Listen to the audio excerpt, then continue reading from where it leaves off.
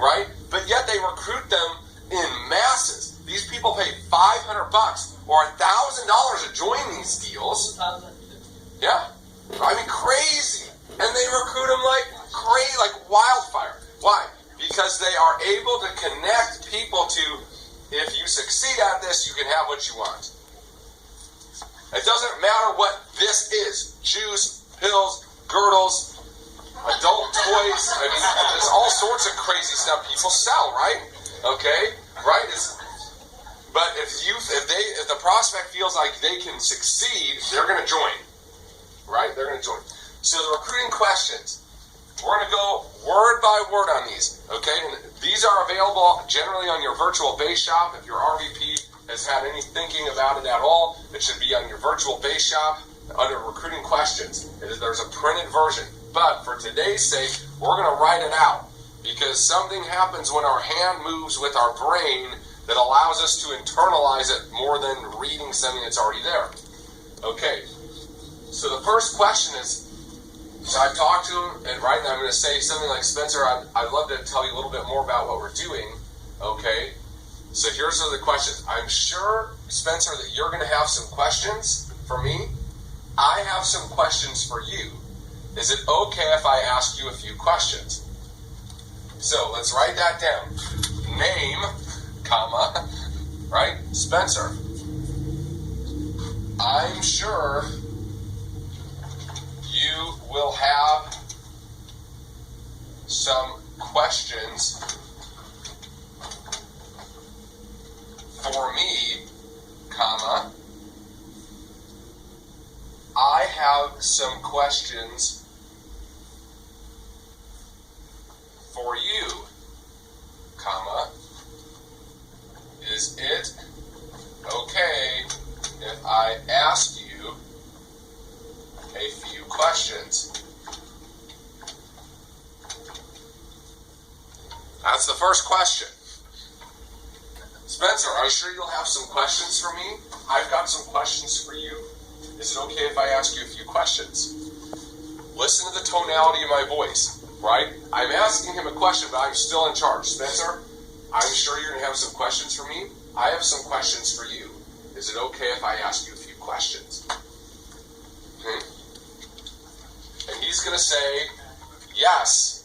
Little yeses make big yeses at the end.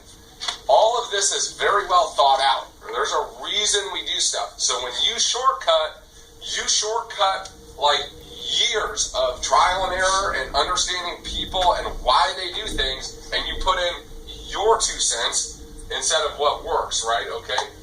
So, Spencer, I'm sure you'll have some questions for me. I have some questions for you. Is it okay if I ask you a few questions? And I get some buy-in. Okay? Everybody got that written? Very good. Next question is this. If at any point when we're talking today, Spencer, you feel like this wouldn't be for you, will you stop me and let me know? Let's write that down. If at any time while we're talking today,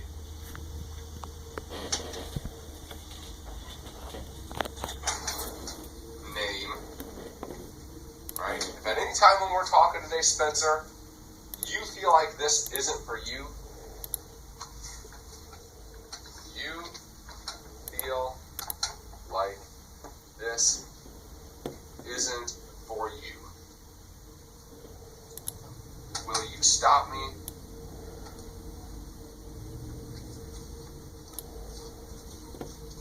Josh, if at any time when we're talking today, you feel like this isn't for you, will you stop me? I don't want to waste your time. I really don't want to waste my time. Okay? So, pause right after that. I don't want to waste your time. I really don't want to waste my time.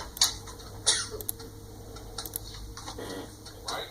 I'm in control. I'm the interviewer. You're the interviewee. I have something to offer you. You have very little to offer me. So let's not get those roles confused.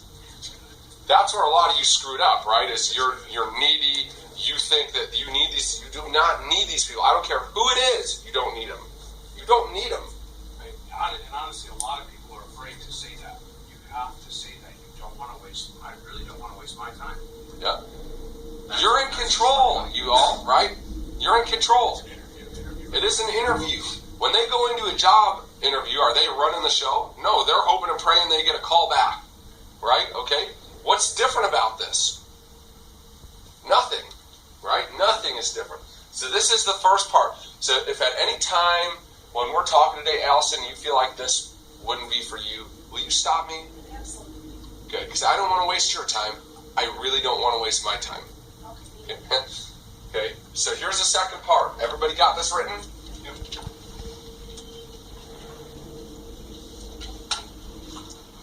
Conversely, if at any point when we're talking today, Cindy, I feel like you wouldn't be a good fit for this, or this wouldn't be for you, I'm going to go ahead and stop. Is that okay with you? Okay? So conversely, Phil, if at any point when we're talking today I feel like this wouldn't be a good fit for you, I'm just going to stop and tell you, okay? Okay. So conversely, if at any time while we're talking today,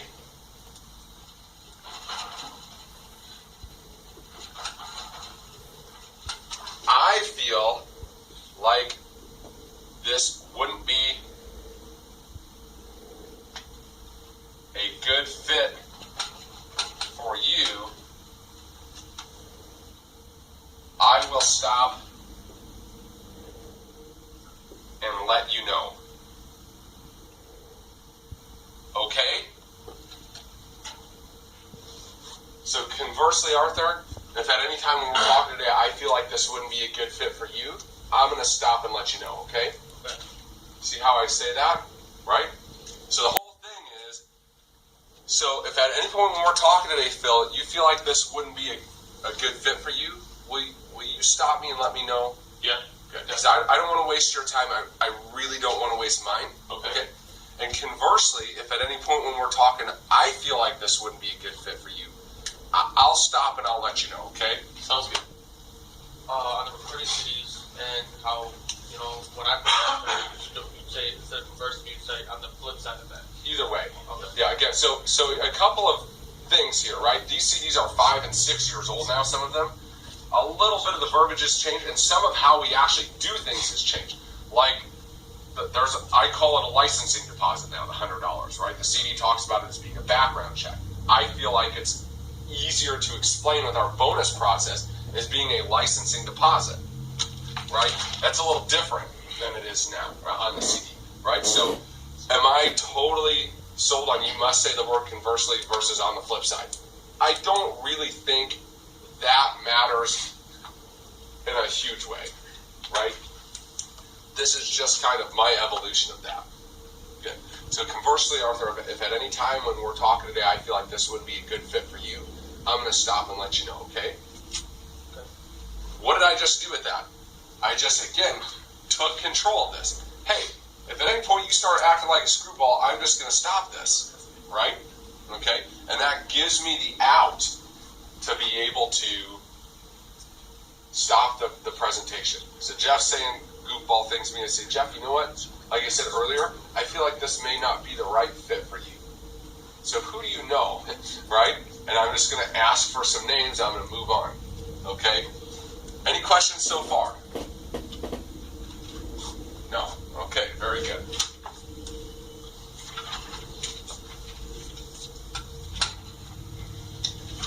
So the next question is on a scale of 1 to 10, and this has to do with the money motivation. Okay?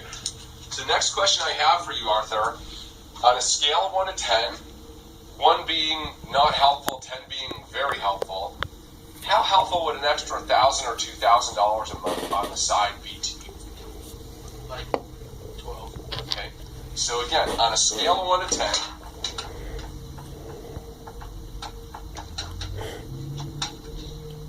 one being not helpful, 10 being very helpful, how helpful would an extra $1,000 to $2,000 a month be to you? And you let them answer. He said 12. Sometimes you meet people say 3, 5. You're probably talking to the wrong person at that point. You ever try to get them up like you want to be, like this, blah, blah, I'll ask them, why did you say, yeah, so if they told me they didn't like what they're doing at their work and they weren't making enough money, I might bring them back to that. Like if I see a large discrepancy, they told me they don't make enough money and now they're telling me they're not interested in making more money, I may point out that discrepancy. Hey, just a minute ago, Arthur, you told me you weren't real satisfied with your pay, but you're telling me you feel like making extra money wouldn't help you. Right now, I'll maybe question them on that. Okay, but again, by the time they've told, if money's not a big motivator for them, right? Okay, and money's not a big motivator for them here, the chances are you're talking to somebody who's not who you're looking for. Now, you may be able to find, they may have a very large other motivator. Maybe they're making okay money, but the time is the issue, right? If I know that from the occupation and recreation questions and they're a little low here, right? Okay, I'm not going to be too alarmed. And I may even ask, so, Arthur, I know you're making pretty good money where you are. It sounded like the time was the main concern. What if you could make what you're making now, but have to spend less time doing that? Would that be appealing to you? I may go and flip that around. But that's, yeah, or be in control of the time. But that's rare. Most people, when asked in this way, would say extra money would be helpful, even if they're making $20,000 a month and they make an extra $2,000 a month. That's 10% of their income. Chances are they're not getting a 10% raise on that sort of a salary this year. So even people making reasonable amounts of money generally will still respond positively to this question. If they don't, you need to back up in your mind and think about, maybe is there another question I could ask in place of this, right? Like the time. I know time was an issue. If you could make the same amount of money but spend less time doing it, or you were in control of your time, obviously that would be better than not controlling your time, right? Okay, boom, and then move along. Okay? Everybody understand this? Sure.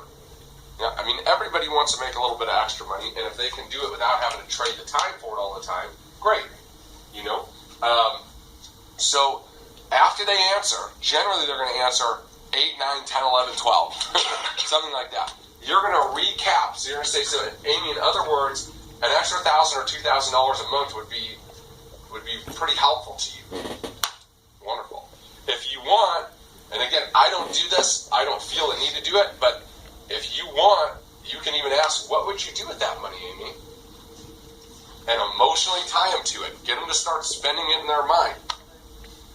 I personally don't do that, but that doesn't mean that you shouldn't or that it would be bad. Any way that you can tie people emotionally to what you're telling them is not a bad thing, right? I just, for the sake of time, I don't need to get them to that point to recruit them, but you may, right? So ask, what would you do with that money, Allison? If you had an extra $2,000 a month, how would that change things for you?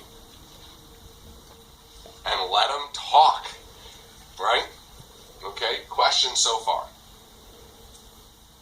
Not so much a question, just to add to what you're mentioning there, that for me and my experience going through the form, if I haven't necessarily pulled out what I need to pull out, that, like you mentioned, does bring that back to that. Like, we didn't get much off of motivation or sure. Off the recreation. And that's where you need to feel it out. If they're kind of a tough cookie and they're not really opening up to you, then you need to ask them some more of those emotionally engaging questions. All right, so we're going to find a different partner than you've had before, different partner, and we're going to do the first series of questions, right? Okay, Steve, I know that you're going to have some questions for me. I have some questions for you. Is it all right if I ask you a few questions? The next question is what? Hey, if at any time, Steve, when we're talking today, you feel like this isn't for you, will you stop me and let me know? Okay, great, because I don't want to waste your time. I really don't want to waste my time.